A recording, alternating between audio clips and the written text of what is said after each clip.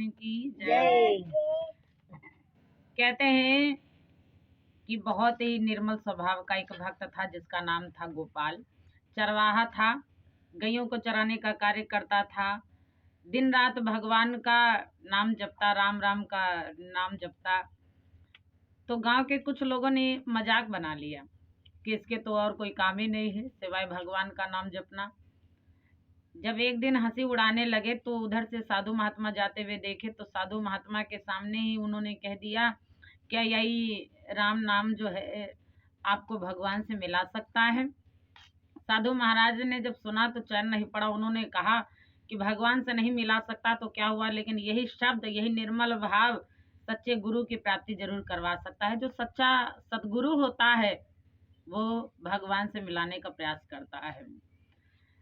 जब इतनी बात कह दी और उन्होंने, जब गोपाल चरवाहे ने सुना तो जा करके महात्मा जी को प्रणाम किया और सारी बात पूछी तो महात्मा जी ने कहा कि चिंता ना करो, शीघ्र ही तुम्हारे गुरु आएंगे और तुम्हें सही मार्ग बताएंगे।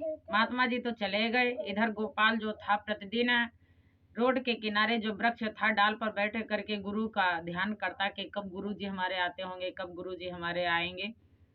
धीरे धीरे काफी समय व्यतीत हो गया, गुरु जी नहीं आए। कभी तो गुरु जी को याद करके भाव मगन होकर के रोने लगता है और कभी नाचता है, कभी गुरु की प्रतीक्षा कर रहा है, कभी उनके चक्कर में भोजन नहीं करता है। बड़ा निर्मल स्वभाव है।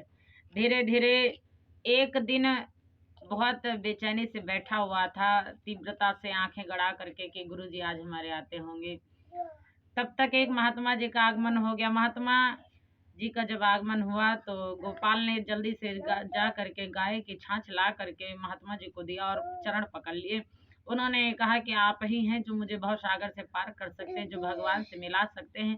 पहले तो आप छाछ पी लीजिए, उसके बाद में हमें गुरु दीक्षा दे करके, हमें गुरु मंत्र दे करके हमारा जीवन धन्य कीजिए, क्योंकि हम आपके शिष्य बनना चाहते हैं। जैसे इतनी बात कह दी तो महात्मा जी भी व्याकुलता समझ गए। महात्मा जी ने कहा कि और तुम्हें जल्दी में कोई मंत्र नहीं दे सकता, और अगर आप घर चलें और स्नान कर लीजिए, शुद्ध हो जाइए, तो फिर हम आपको जरूर गुरु मंत्र देंगे। तो उन्होंने कहा कि मैं घर तो जाता नहीं, मैं तो यहीं रहता हूँ, जंगले में गैयों को चराता हूँ, बस यही काम है, और मैं तो बहुत छोटा आदमी हूँ।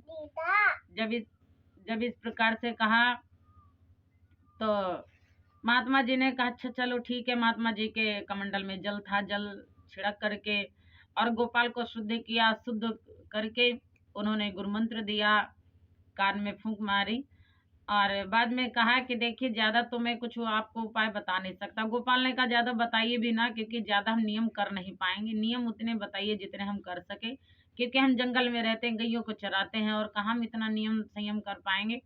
महात्मा जी ने कहा जाओ, एक ही नियम है कि जब भी कुछ आप ग्रहण करना, खाना पीना, भोजन जल, जो भी कुछ आप खाना, तो सबसे पहले भगवान को भोग लगा देना, भगवान को बुला के खिला देना। जब भगवान खा ले तब प्रसाद समझ करके खा लेना। और ऐसा अगर नित्य प्रतिदिन करोगे तो आपको एक ना एक दिन भगवान जरूर मिल जाएंगे।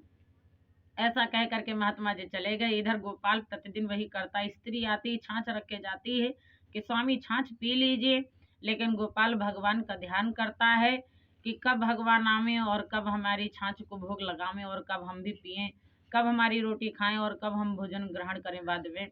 धीरे धीरे 18 दिन व्यतीत हो गए, भगवान नहीं आए।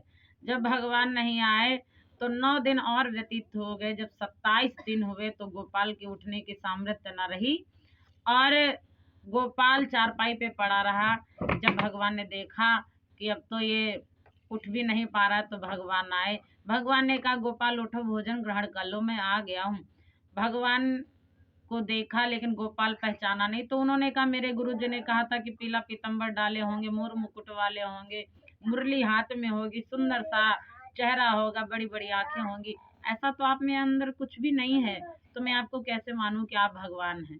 भगवान ने बात सुनकर के प्रसन्नता से असली रूप में आए और कहा जाता है कि रोटी का सूखा हुआ भाग, किनारे का भाग अपना ग्रहण किए और जो बीच का भाग होता है, मुलायम भाग होता है, वो गोपाल को खिलाया। गोपाल बड़ा प्रसन्न हो गया कि आज भगवान आए हैं। गोपाल ने भगवान के दर्शन किए, जीवन धन्य हो गया। गोपाल प्रतिदिन भगवान का ध्यान करता रहा। धीरे धीरे अंत समय आया तो भगवान के ही चरणों में लीन हो गया, अपने शरीर का परित्याग कर दिया। इस प्रकार से भगवान ने आकर के उन्हें दर्शन दिया। और भगवान अपने भक्त की सदैव रक्षा करते, सदैव लाज रखते हैं। इसलिए सभी लोग भगवान पे भरोसा करें, गुरु पे भरोसा करें, ताकि भगवान की प्राप्ति हो जाए। प्रेम से बोले भक्त और भगवान की जय।